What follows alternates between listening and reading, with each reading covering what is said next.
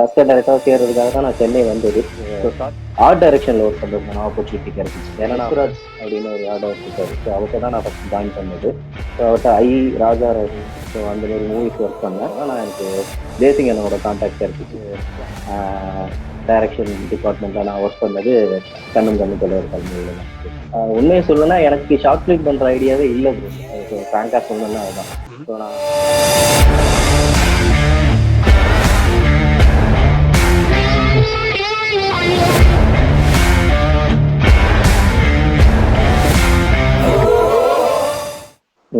Okay, first of all welcome bro.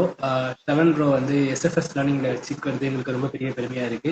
அவர் வந்து முக்கியமாக அவரோட ஒர்க்ஸ் பற்றி சொல்லணும் அப்படின்னா கண்ணும் கண்ணும் கொள்ளையடித்தாருன்ற படத்தில் தேசிங் பெரியசாமிக்கு வந்து அசிஸ்டன்ட் டேரக்டராக ஒர்க் பண்ணியிருக்காரு. ப்ளஸ் ராம்குமாருக்கு அவருக்கும் அசிஸ்டண்டாக ஒர்க் பண்ணியிருக்காரு. அண்ட் ஆல்சோ ஓப்பன் த பாட்டில்னு ஒரு ஷார்ட் ஃபிலிமும் எடுத்திருக்காரு. ஸோ நம்ம அவர்கிட்ட ஃபிலிம் மேக்கிங்கை பற்றின சில கொஸ்டின்ஸ் தான் அப்படியே கேட்க ஆரம்பிக்கலாம். ப்ரோ, ஸோ ஃபர்ஸ்ட் உங்ககிட்ட இருந்தே ஆரம்பிக்கிறேன் ப்ரோ. ஸோ உங்களுடைய ஜேர்னி எப்படி ஸ்டார்ட் ஆச்சு, எப்படி உங்களுக்கு ஃபிலிம் மேக்கிங்ல இன்ட்ரெஸ்ட் வந்துச்சு, ஸோ அதுக்கப்புறம் நீங்க என்ன பண்ணீங்க ஸ்டார்ட் பண்றதுக்கு? First of all thanks bro, நீங்க இன்வைட் பண்ணதுக்கு. எஸ்எஃப்எஸ் அவார்டுக்கு என்னோட தேங்க்ஸ் நான் சொல்லிக்கிறேன். அண்ட் என்னோட ஃபிலிம் இன்ட்ரெஸ்ட் பற்றி சொல்லணும்னா எனக்கு ஸ்கூல் டேஸ்லேருந்தே எனக்கு ஒரு 11th 12th எனக்கு ஃபிலிம் மேலே ஒரு இன்ட்ரெஸ்ட் இருக்கு. பட் என்ன டிபார்ட்மெண்ட் சூஸ் பண்ணுறதுங்கிறது மட்டும் எனக்கு ஒரு கன்ஃபியூஷனாக இருந்துச்சு. ஸோ சினிமாவில் போகிறோங்கிறது முடிவு பண்ணிட்டேன். So 12th standard annual exam முடிச்சுட்டு அதுக்கப்புறம் தான் நம்ம டைரக்ஷன் பண்ணலாம் அப்படிங்கிற ஒரு ப்ராசஸ் எனக்கு வந்துச்சு. ஸோ நமக்கு கதை எழுத வருமா அப்படிங்கிற ஒரு டவுட்ஸ் இருந்துச்சு அந்த டைம்லேயே. ஸோ ஃப்ரெண்ட்ஸ் கூட பேசுறது, டிஸ்கஸ் பண்ணுறது, நிறைய படங்கள் பார்க்கறது. ஸோ அது மூலயமா அப்படியே கொஞ்சம் கொஞ்சமாக இது பண்ணிட்டு ஸோ ஸ்டில்லும் இப்போ வரையிலுமே கற்றுக்கிட்டு இருக்கேன். ஸோ அதுதான் ப்ரோ. தென் ஸ்டார்டிங்கில் எனக்கு அசிஸ்டன்ட் டைரக்டராக சேர்றதுக்காக தான் நான் சென்னை வந்தது. ஸோ ஸ்டார்டிங் டைம்ல எனக்கு அந்த ஆப்பர்ச்சுனிட்டி கிடைக்கல. ஸோ வேற ஏதாச்சும் ஒரு ஜாப் போகிறதுக்கு பதிலாக நம்ம சினிமாவிலே ஏதாச்சும் ஒரு ஒர்க் பண்ணலாம், சினிமா ரிலேட்டடான ஒரு ஜாப் பார்க்கலாம் அப்படின்னு சர்ச் பண்ணிட்டு இருக்கும்போது எனக்கு ஆர்ட் டைரக்ஷனில் ஒர்க் பண்ணுறதுக்கான ஆப்பர்ச்சுனிட்டி கிடைச்சிச்சு. ஏன்னா நான் படித்தது வந்து BFA fine arts, so bachelor of fine ஆர்ட்ஸ்ன்னு சொல்லுவாங்க. ஸோ இந்த பெயிண்டிங், ஸோ அந்த காலேஜ் தான் நான் படித்தேன். ஸோ அதனால எனக்கு அந்த ஃபீல்டுக்குள்ள வரத்துக்கு ரொம்ப ஈஸியாக இருந்துச்சு. ஸோ டைரக்ஷன்ல எனக்கு அந்த டைம்ல கிடைக்கல, நிறைய ட்ரை பண்ணிட்டு இருந்தேன். ஸோ நிறைய எக்ஸ்பீரியன்ஸ் பர்சன் கிட்ட ட்ரை பண்ணும்போது எனக்கு கிடைக்காம இருந்துச்சு. ஸோ ஜஸ்ட் இப்போதைக்கு சினிமாக்குள்ள என்ட்ரி ஆனா போதும் அப்படிங்கிற ஒரு இருக்கும்போது நான் ஆர்ட் டைரக்ஷனுக்குள்ள தான் எனக்கு ஒரு என்ட்ரி கிடைச்சிச்சு ஃபர்ஸ்ட். ஸோ நிறைய மூவிஸ் ஒர்க் பண்ணேன். ஆர்ட் டைரக்டர் முத்துராஜ் அப்படின்னு ஒரு ஆர்ட் டைரக்டர் இருக்காரு. ஸோ அவர்கிட்ட தான் நான் ஃபர்ஸ்ட் ஜாயின் பண்ணது. ஸோ அவர்கிட்ட ராஜா ராணி ஸோ அந்த மாதிரி மூவிஸ் ஒர்க் பண்ணேன். ஸோ அதுக்கப்புறம் சைமல்டேனியஸாக அதுக்கு டைரக்ஷனுக்கு ட்ரை பண்ணிட்டு இருக்கு. இந்த டைம்ல தான் நான் எனக்கு தேசிங் என்னோட கான்டாக்ட் கிடைச்சிச்சு. ஸோ அந்த டைம்ல அவர் கண்ணும் கண்ணு கொள்ளையடித்தால் ஸ்கிரிப்ட் ஒர்க் பண்ணிட்டு இருந்தாரு. ஸோ அந்த மூவி டேக் ஆஃப் ஆகும்போது கூப்பிட்டாரு. ஸோ போய் அதில் ஜாயின் பண்ணேன். ஸோ என்னோட ஃபர்ஸ்ட் டைரக்ஷன் டிபார்ட்மெண்ட்ல நான் ஒர்க் பண்ணது கண்ணும் கண்ணு கொள்ளையடித்தால் மூவில தான். ஸோ அதுல என்ன என்னோட ஜேர்னி, டைரக்ஷன் ஜேர்னி ஸ்டார்ட் ஆச்சுன்னு சொல்லணும். ரொம்ப தேங்க்ஸ். ஆக்சுவலா இந்த விஷயம் எனக்கே தெரியாது, ரொம்ப புதுசு. நீங்க ஆர்ட் டைரக்ஷன்ல இருந்து தான் டைரக்ஷன் டிபார்ட்மெண்ட்டுக்கு வந்தீங்கன்றது எனக்கு அதை கேட்கறப்போ ஒரு இடத்துல ரொம்ப ரிலேட் ஆனது வந்து ஓப்பன் த பாட்டில் ஷார்ட் ஃபிலிம்ல தான். ஒரு ரூம்குள்ள தான் மெஜாரிட்டி ஆஃப் த படம் நடக்க போகுது அப்படின்றப்போ அந்த ரூம்குள்ள என்னென்ன பொருட்கள் இருக்கும், அந்த ரூம் எப்படி இருக்கும், அந்த வீட்டு வாசல்ல இருக்கிற ஷூ ரேக் எப்படி இருக்கும், இது வரைக்கும் நீங்க ஒர்க் பண்ணிருப்பீங்க. ஸோ இந்த ஆர்ட் எஃபெக்ட் வந்து இப்ப எனக்கு ரிலேட் ஆகுது. ஓகே, இவர் வந்து கண்டிப்பா அது ரிலேட்டடா தான் ஒர்க் பண்ணிருக்காரு, அதான் அது இங்க ஸ்கிரீன்ல டிரான்ஸ்லேட் ஆயிருக்கு கண்டிப்பா. அது கொஞ்சம் யூஸ்ஃபுல்லா இருந்துச்சு. இன்னொன்று சொல்ல போனா அந்த வீடு ரெடி பண்ணது எல்லாருமே சேர்ந்து தான் பண்ணணும்னு சொல்லலாம். அது வந்து பாத்தீங்கன்னா நம்ம கண்ணும் கண்ணும் கொள்ளையடித்தால் ஆஃபீஸ் தான். அது சொன்னா தேசிங் அண்ணனும் அந்த ஓப்பன் த பாட்டில் ஜீவா இருக்கார்ல, ஸோ அவங்க 2 பேரும் ஸ்டே பண்ணியிருந்த ஒரு அப்பார்ட்மெண்ட் தான் அது. ஸோ நாங்கள் அங்கே தான் டிஸ்கஸ் பண்ணுவோம். கண்ணும் கண்ணும் கொள்ளையடித்தால் போஸ்ட் ப்ரொடக்ஷன் டைம்ல நம்ம அங்கே தான் டிஸ்கஸ் பண்ணிப்போம். ஸோ ஷூட் இங்கே தாங்கிறது டிசைட் பண்ணிட்டோம். ஸோ இந்த வீட்டில் தான் நம்ம ஷூட் பண்ண போறோம் அப்படிங்கும்போது ஸோ அந்த வீட்டை எப்படி எல்லாம் மாற்றலாம் அப்படின்னு சொல்லிட்டு அது ஒரு டீமா டிஸ்கஸ் பண்ணுவாங்க. நிறைய தேசிங் என்னோட இன்புட்ஸ், தென் கண்ணும் கண்ணும் கொள்ளையடித்தால் அசிஸ்டன்ட் டைரக்டர்ஸ், ஸோ எல்லாருமே பேசி டிஸ்கஸ் பண்ணி தான் ஸோ அந்த வீட்டை கொஞ்சம் கொஞ்சமா ரெடி பண்ணது. ஸோ ஒரே நாள்ல அது ரெடி பண்ணி ஷூட் போகல, கிட்டத்தட்ட ஒரு 15 days ஆச்சு அந்த வீட்டை மட்டும் ரெடி பண்றதுக்கு. பொறுமையா ஒவ்வொன்றா பார்த்து செஞ்சு ஸோ இதெல்லாம் ஓகே பண்ணிட்டு அதுக்கப்புறம் தான் நாங்கள் அந்த ஷூட் ஸ்டார்ட் பண்ணோம். நிச்சயமா. ஸோ அது வந்து உங்களுடைய பேக்ரவுண்ட் ஒர்க்கை காட்டுது, நீங்க எந்த அளவுக்கு அதுல இன்புட்ஸ் போட்டிருப்பீங்க. நீங்க மட்டும் இல்ல, ஒரு டீமா நீங்க வந்து எவ்வளவு ஒர்க் பண்ணிருப்பீங்க. ஒரு வீட்டுல நடக்கிற ஒரு விஷயம் வெளிலனா கூட நீங்க வந்து ஒரு நல்ல ஆம்பியன்ஸோ இல்லை ஒரு ஏதாச்சும் ஒரு விஷயம் கிரியேட் பண்ண முடியும், கேமரா நிறைய ஃப்ரீடம் இருக்கும். பட் ஒரு வீட்டுக்குள்ளனா நீங்க சுத்தி சுத்தி அந்த வீட்டு தான் காட்டணும். ஆனா ஒரு வாட்டியும் அது கேட்சிங்கா இருக்கணும். என்னடா இது இங்கேயே இருக்கேன்ற மாதிரி ஒரு ஃபீலிங் வராத அளவுக்கு ஸ்ட்ராங்காகவும் இருக்கணும் அப்படின்றத நீங்க ரொம்ப எலிகண்டா அச்சீவ் பண்ணுறீங்க ஸ்க்ரீன்ல. ஸோ அதை பத்தி பேசுறப்போ நம்ம சாரி கோ ஹெட் சாரி. சொல்லுங்க சார், சொல்லுங்க. என்னோட அடுத்த கொஸ்டின் வந்து நம்ம ஒரு ப்ராசஸா போகலாம் அப்படிங்கறதுனால நான் இதுல கேட்கறேன். ஸோ நீங்க வந்து டிசைட் பண்ணிட்டீங்க, ஆர்ட் டைரக்ஷன்ல என்டர் ஆயிட்டு டைரக்ஷன்ல இன்ட்ரெஸ்ட் இருக்குன்னு சொல்ல ஆரம்பிச்சிட்டீங்க. லைக் நீங்க வந்து அந்த இதுக்குள்ள மூவ் ஆரம்பிச்சீங்க. ஸோ ஏடி ஆனதுக்கு அப்புறம் உங்களுக்கு இருந்த மிகப்பெரிய லேர்னிங்ஸ், லைக் ஒரு கண்ணும் கொள்ளையடிச்ச மாதிரி ஒரு, ஐ திங்க் அது வந்து தேசிங் அண்ணாக்கும் ஃபர்ஸ்ட் படம், அதனால எவ்வளவு ரிசோர்சஸ் அவைலபிளா இருந்திருக்கும் அப்படிலாம் எனக்கு தெரியல. முன்னாடியே லைக் எல்லாமே ரெடியா இருந்திருக்குமா, இல்லைன்னா வந்து அந்த இடத்துல நீங்க நிறைய புதுசா கூட பண்ணியிருந்திருக்கலாம், நிறைய லைக் நியூ ஏஜ் ஸ்டப்பா. நீங்க எப்படி இருந்துச்சு அந்த ஒர்க் பண்ண எக்ஸ்பீரியன்ஸ்? அண்ட் ஒரு 3-4 விஷயம் நீங்க வந்து ஆஸ்பைரிங் டைரக்டர்ஸ்க்கு சொல்லணும்னு நினைக்கிறீங்க ஏடி எக்ஸ்பீரியன்ஸ்? இது லைக் நம்ம நினைக்கிறதும் அங்க இருக்கிறதும் வேற அப்படின்ற மாதிரி ஏதாவது? ஃபர்ஸ்ட் ஆஃப் ஆல் நான் சொன்ன விஷயத்த கிளியரா சொல்லிடுறேன். இப்போ நான் ஆர்ட் டைரக்ஷன் வந்துட்டு அதுக்கப்புறம் தான் டைரக்ஷன்ல இன்ட்ரெஸ்ட் ஆகி நான் போல. ஸோ எனக்கு டைரக்ஷன்ல தான் இன்ட்ரெஸ்ட், எனக்கு கிடைச்சது ஆர்ட் டைரக்ஷன். ஸோ அதனால ஆர்ட் டைரக்ஷன்ல ஒர்க் பண்ணிட்டு அதுக்கப்புறம் டைரக்ஷன்ல என்ட்ரி ஆனேன். ஸோ தேசிங் அண்ணன்ட்ட ஒர்க் பண்ணும்போது என்ன சொல்றது, பிளானிங் அவர்கிட்ட எக்ஸிகியூஷன் பக்காவா எல்லாமே, எதுவுமே ஸ்பாட்ல போய் யோசிக்கிற விஷயங்களே கிடையாது.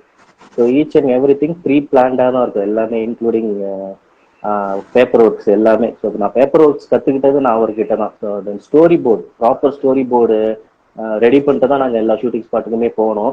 ஸோ முன்கூட்டியே எல்லாமே ப்ரீ பிளான்டா இருக்கும். ஸோ லொக்கேஷன் பார்க்க போகும்போதே ஸோ நம்ம கேமரா ஆக்சிஸ் இந்த இடத்துல தான் வைக்க போகிறோம், ஸோ இந்த மாரி தான் போகுது. So plan A plan B அப்படிங்கிற ஒரு விஷயம் இப்போ நம்ம காலையில் ஃபர்ஸ்ட் ஷாட் இதை எடுக்க போகிறோன்ற ஒரு பிளானிங்கோட போவோம். சப்போஸ் அது நடக்கலைன்னா வேற என்ன பண்ணலாம், ஒரு ஆப்ஷனுக்கு ஒரு விஷயங்கள் நம்ம ரெடி பண்ணி வச்சுக்கணும். ஸோ எது வேணாலும் நடக்கலாம். ஸோ ப்ராக்டிக்கல் ப்ராப்ளம்ன்றது சினிமா ஷூட்டிங்ல கண்டிப்பாகவே நடக்கும். ஸோ அதுக்கான பிளானிங் அந்த மாதிரி விஷயங்கள்லாம் நான் அவர்கிட்ட தான் நான் கற்றுக்கிட்டேன்னு சொல்லலாம். தென் டைரக்ஷன் ஃபீல்டுங்கிறது அது இன்ட்ரெஸ்ட் இருந்துச்சுன்னா நமக்கு எல்லா வேலையுமே நமக்கு ஈஸி தான். ஸோ இன்ட்ரெஸ்டிங்கான ஒரு ஒர்க்காக தான் இருக்கும். ஸோ நம்ம என்ன நினச்சிட்டு வரோமோ அதுதான் இருந்துச்சு. நான் என்ன எக்ஸ்பெக்ட் பண்ணி போய் நான் ஒர்க் பண்ணதோ அது எல்லாமே என்னால் லேர்ன் பண்ணிக்க முடிஞ்சிச்சு. ஸோ நல்ல ஒரு எக்ஸ்பீரியன்ஸாகவே இருந்துச்சு. நிறைய விஷயம் கற்றுக்கிட்டேன். அது நிறைய விஷயம் நம்மளா தான் கற்றுக்கிட்டேன். அந்த நிறைய விஷயம் அங்கே ஒர்க் பண்ணது மூலியமா ஒரு எக்ஸ்பீரியன்ஸாக எனக்கு நிறைய கிடைச்சிச்சுன்னு சொல்லுவேன். கண்டிப்பா ப்ரோ. நீங்க சொல்லும் போதே தெரியுது உங்களுக்கு அது எவ்வளவு இன்ட்ரெஸ்டும் பேஷனும் இருந்திருக்கும் அப்படிங்கிறது.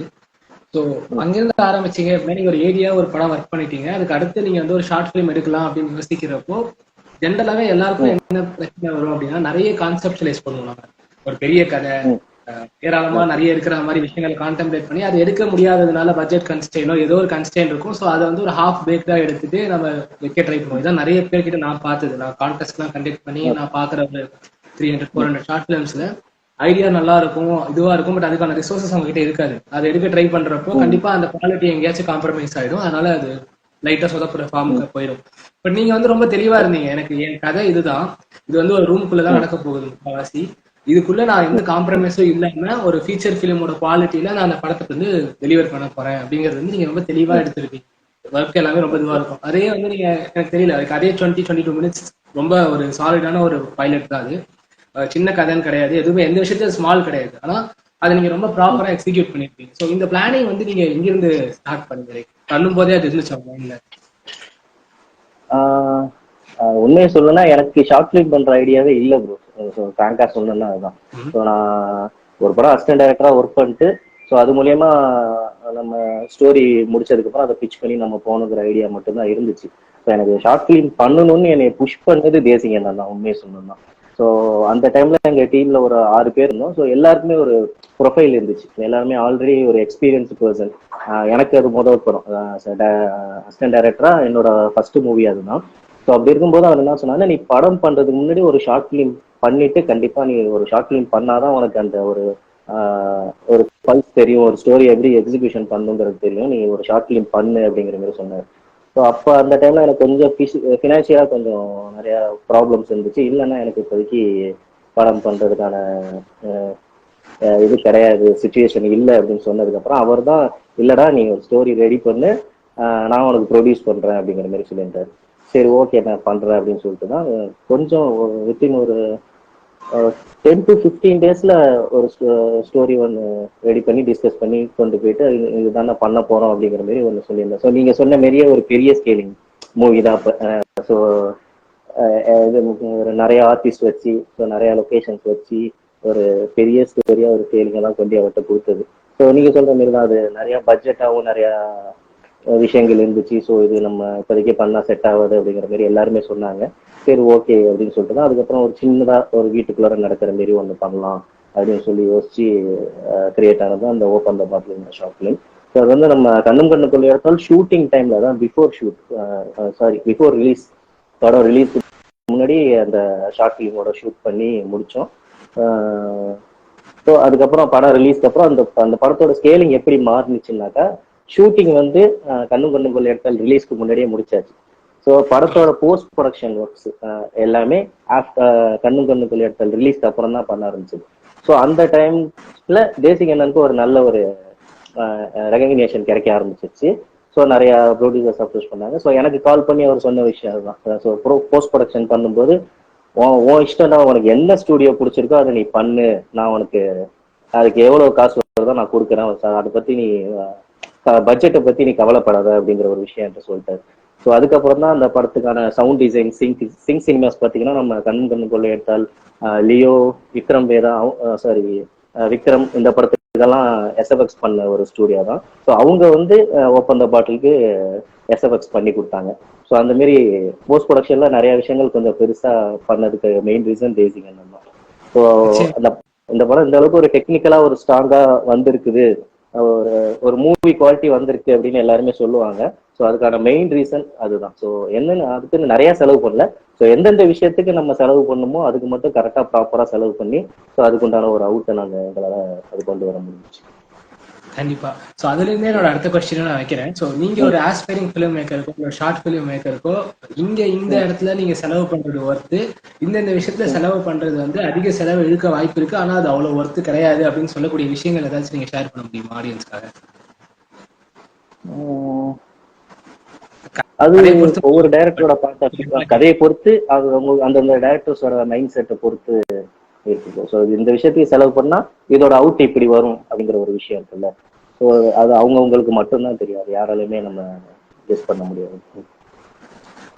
ஓகே, ஒரு ப்ராடா கூட நம்மளால கிளாசிஃபை பண்ண முடியாது. ஓகே, இப்போ வந்து நம்ம ஒரு குவாலிட்டி அவுட் கொடுக்கணும் அப்படின்னா லைக் இதுலலாம் நீங்க கண்டிப்பா செலவு பண்ணி தான் ஆகணும், இங்கெல்லாம் காம்ப்ரமைஸ் பண்ணாதீங்கன்ற மாதிரி சில இடங்கள். அப்படி ஒரு குவாலிட்டியான அவுட் வரணும்னா அது மெயின் டெக்னீஷியன்ஸ் தான் ப்ரோ. நான் சொல்லுவேன் என்னன்னு சொல்லலாம். ஸோ அவங்க படத்தோட cameraman, music director, editor, so இவங்க தான் மெயின். ஸோ அவங்க உங்க மேல எந்த அளவுக்கு கான்ஃபிடென்ட்டா இருக்காங்க, இந்த ஸ்கிரிப்ட் மேல எந்த அளவுக்கு ஒரு கான்ஃபிடென்ட்டா இருக்காங்க அப்படிங்கிறத பொறுத்து தான் முக்கியமா அந்த படத்தோட அவுட் வருதுங்கிறது. ஸோ பட்ஜெட்டுங்கிறது ஒரு விஷயம் கிடையாது, பட்ஜெட்டும் முக்கியம் தான் ப்ரோ. ஸோ பட்ஜெட்டை தாண்டின ஒரு விஷயம் என்ன அப்படின்னாக்கா அவங்களோட டெக்னீஷியன்ஸ் டீம் மட்டும்தான். ஸோ அந்த டீம் எந்த அளவுக்கு உங்க மேல கான்ஃபிடென்ட்டா இருக்காங்க, இந்த ஸ்கிரிப்ட், இந்த ஸ்டோரி, இந்த அவுட், இந்த ப்ராஜெக்ட் நல்லபடியா வரணும் அப்படிங்கிற ஒரு ஹார்ட் ஒர்க் போடுறாங்க அப்படின்னா மட்டும்தான் அந்த படம் கண்டிப்பா ஒரு நல்ல ஒரு அவுட்புட்டா வரும், இன்க்ளூடிங் ஆர்டிஸ்டையும் சேர்த்து தாங்க சொல்றேன். ஸோ இதுதான் நான் மெயின் ரீசனா பாக்குறேன். தென் செலவு பண்றதுக்கான விஷயங்கள்னு சொன்னா மெயின் கேமரா எக்யூப்மெண்ட்ஸ் அது நம்ம காம்ப்ரமைஸ் பண்ணிக்க வேணான்னு தான் நான் சொல்லுவேன் என்ன கேட்டா. ஸோ ஒரு படத்தோட மெயின் அவுட்புட்டோட குவாலிட்டி நமக்கு அந்த கேமரா, லைட்ஸ், எக்யூப்மெண்ட்ஸ் அதுல மட்டும்தான் நமக்கு கிடைக்கும். தென் இன்னொரு விஷயம் கலர் கிரேடிங். ஸோ கலர் கிரேடிங்கிறதும் ஒரு படத்தோட குவாலிட்டியே சேஞ்ச் பண்ணும். சில மூவிஸ்லாம் நார்மலா இருக்கும், ஸோ கலர் கிரேடிங் பண்ணதுக்கு அப்புறம் அதோட அவுட்டே வேற மாரி இருக்கும். ஸோ அந்த மாரி படங்கள்லாம் நான் நிறைய பார்த்துருக்கேன். ஸோ என்னன்னாக்கா நம்ம camera equipments, lighting and colour grading இது வந்து விஷுவலுக்கு மட்டும் நான் சொல்றேன் ப்ரோ. சவுண்டுக்கு அடுத்து நான் சொல்றேன். இப்போ விஷுவலை பொறுத்தவரை நமக்கு ஒரு குவாலிட்டியான அவுட் கொடுக்கணும் அப்படின்னாக்கா இந்த விஷயங்கள் நம்ம காம்ப்ரமைஸ் பண்ணாம பண்ணணும். தென் சவுண்டை பொறுத்தவரைக்கும் தென் எஸ்எஃப்எக்ஸ் அண்ட் மியூசிக், அது ரெண்டுத்தையும் தாண்டி மிக்சிங்கிற ஒரு விஷயம் இருக்கும். நம்ம மியூசிக்கும் எஸ்எஃப்எக்ஸும் எந்த அளவுக்கு பண்றோமோ ஸோ அதை நமக்கு கரெக்டா நமக்கு கன்வே பண்றது என்னன்னு பார்த்தா மிக்சிங் தான். அது ஒரு கரெக்டான ஸ்டூடியோல ஒரு நல்ல ஒரு மிக்சிங் இன்ஜினியரை வச்சு பண்ணா மட்டும்தான் அதுக்கான கரெக்டான அவுட் நமக்கு கிடைக்கும். தென் மியூசிக் டைரக்டர், எஸ்எஃப்எக்ஸ் அது நம்ம படத்தோட தேவைகளை பொறுத்து. நிறைய ஷார்ட் ஃபிலிம்ஸ்ல பெருசா மியூசிக்கான ஸ்கோப் சில படங்களுக்கு தேவை இருக்காது, சில படங்களுக்கு அது மியூசிக் மட்டும்தான் அந்த சீனை நம்ம நடத்திட்டு போற மாதிரி ஒரு விஷயமா இருக்கும். ஸோ அப்படி இருக்கும்போது அதுக்கு தகுந்த மாதிரி ஒரு மியூசிக் டைரக்டர் நம்ம அப்ரோச் பண்ணி அவங்கள வச்சுதான் நம்ம ஒர்க் பண்ற மாதிரி இருக்கும். தென் எஸ்எஃப்எக்ஸ் அப்படிதான். எஸ்எஃப்எக்ஸ்ங்கிறது ஒரு த்ரில்லர் மூவி அப்படின்னு முடிவு பண்ணிட்டோம்னாலே அதுக்கு ரொம்ப முக்கியமான ஒரு விஷயம் எஸ்எஃப்எக்ஸா தான் இருக்கும். அதுவே நம்ம love story comedy movie so அந்த மாதிரி போனோம்னாக்கா அதுக்கு நம்ம எஸ்எஃப்எக்ஸ் வேணும். அது ரொம்ப அந்த அளவுக்கு ஒரு பெரிய விஷயமா நமக்கு இருக்காது. ஸோ த்ரில்லர் மூவி அப்படிங்கிற ஜோன் போயிட்டோம்னாக்கா எஸ்எஃப்எக்ஸ்ங்கிறது ரொம்ப ரொம்ப ரொம்ப முக்கியமான ஒரு விஷயம். ஸோ ஓப்பன் த பாட்டில் நான் பண்ணியிருந்த விஷயங்கள் எஸ்எஃப்எக்ஸ்ங்கிறது ரொம்ப இம்பார்ட்டண்ட்டான விஷயமா இருந்துச்சு. ஸோ அதனால தான் நான் அந்த சினிமாஸுங்கிறத கொடுத்து ஸோ எஸ்எஃப்எக்ஸுக்கு நம்ம செலவு பண்ணலாம், இது ஒர்த்தாக தான் இருக்கும் அப்படிங்கிற ஒரு டெசிஷன் நான் எடுத்து அவங்கள்ட்ட நான் கொண்டு போய் கொடுத்தேன். ஸோ அதுக்கான ஒரு ரிசல்ட் எனக்கு கிடைச்சிச்சுன்னு சொல்லலாம். ஸோ இது என்னோட எக்ஸ்பீரியன்ஸ். ஸோ இதுதான் ப்ராப்பர் விஷயம் நான் சொல்ல வரல. ஸோ அவங்கவுங்களோட ஸ்டோரிக்கு என்னென்ன தேவையோ அதுக்கான செலவுகள் செஞ்சுதான் ஆகணும். ஸோ என்னென்ன தேவை இல்லையோ அது செய்ய தேவையில்ல, அது அவங்களோட டெசிஷனாக தான் இருக்கும். அந்த ஸ்டோரிக்கு அந்த கதைக்கு என்ன தேவை, அந்த டைரக்டருக்கு என்ன தேவைங்கிறது அது அவங்க தான் முடிவு பண்ணி எடுக்கிற டெசிஷனாக இருக்கும்.